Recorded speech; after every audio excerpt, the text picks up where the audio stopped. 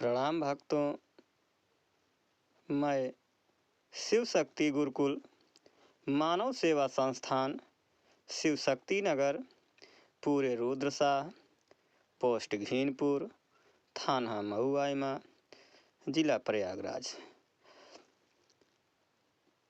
हर वर्ष की भांति इस वर्ष महाशिवरात्रि 11 तारीख तीसरा महीना 2021 को पड़ने वाला है। जो महाशिवरात्रि के विषय में मैं आप लोगों को बताने चल रहा हूँ, जो इस प्रकार है। महाशिवरात्रि क्यों मनाई जाती है? महाशिवरात्रि का उद्देश्य क्या है?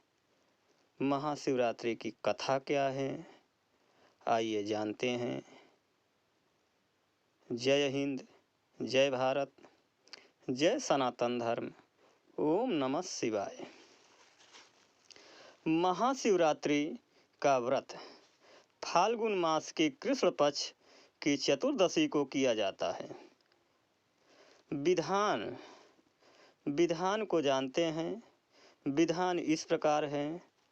त्रयोदशी को एक बार भोजन करके चतुर्दशी को दिन भर निराहार रहना पड़ता है। पत्र, पुष्प तथा सुंदर वस्त्रों से मंडप तैयार करके वेदी पर कलश की स्थापना करके गौरी शंकर की स्वर्ण मूर्ति तथा नंदी की चांदी की मूर्ति रखनी चाहिए।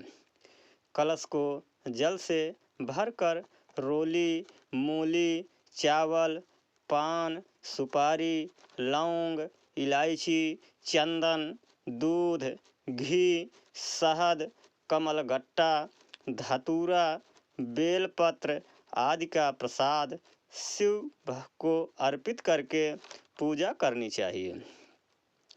रात्रि को जागरण करके 4 बार शिव आरती का विधान जरूरी है। दूसरे दिन प्रातः जौ, तिल, खीर तथा बेलपत्र का हवन करके ब्राह्मणों को भोजन करवाकर व्रत का पारण करना चाहिए।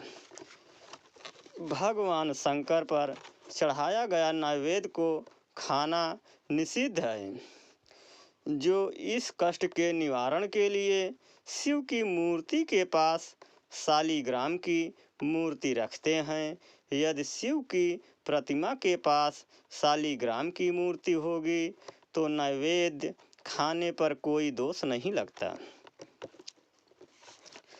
आइए जानते हैं कथा। कथा इस प्रकार है। एक गांव में एक शिकारी रहता था। वह शिकार करके अपने परिवार का पालन करता था। एक बार उस पर साहूकार का ऋण हो गया। ऋण ने न चुकाने पर सेठ ने उसे शिव मंदिर में बंदी बना लिया। उस दिन शिवरात्रि थी। वह शिव संबंधी बातें ध्यानपूर्वक देखता एवं सुनता रहा। संध्या होने पर सेठ ने उसे अपने पास बुलाया। शिकारी ने अगले दिन ऋण चुकाने के वायदा कर सेठ की कैद से छूट गया। जंगल में एक तालाब के किनारे बेल वृक्ष पर शिकार करने के लिए मचान बनाने लगा। उस पेड़ के नीचे शिवलिंग था। पेड़ के नीचे शिवलिंग था। पेड़ के पत्ते मचान बनाते समय शिवलिंग पर गिरे। इस प्रकार दिन भर भूखे रहने से शिकारी का व्रत भी हो गया और शिवलिंग पर बेलपत्र भी चढ़ गया। एक पहर व्यतीत होने पर एक गर्भिणी हिरणी तालाब पर पानी पीने निकली। शिकारी ने उसे देखकर धनुष बाण उठा लिया। वह हिरणी कातर स्वर में बोली, मैं गर्भवती हूँ। मेरा प्रसव काल समीप ही है। मैं बच्चे को जन्म देकर शीघ्र ही तुम्हारे उपस्थित हो जाऊंगी। शिकारी ने उसे छोड़ दिया। कुछ देर के बाद एक दूसरी हिरणी उधर से निकली। शिकारी ने फिर धनुष पर बाण चढ़ाया। हिरणी ने निवेदन किया, हे व्याघ्र महोदय, मैं थोड़ी देर पहले ऋतु से निवृत्त हुई हूँ। कामातुर वीर हिरणी हूँ। अपने पति से मिलन करके शीघ्र ही तुम्हारे सम्मुख प्रस्तुत हो जाऊंगी।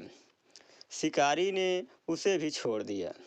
रात्रि के अंतिम पहर में एक मृगी अपने बच्चों के साथ उधर से निकली।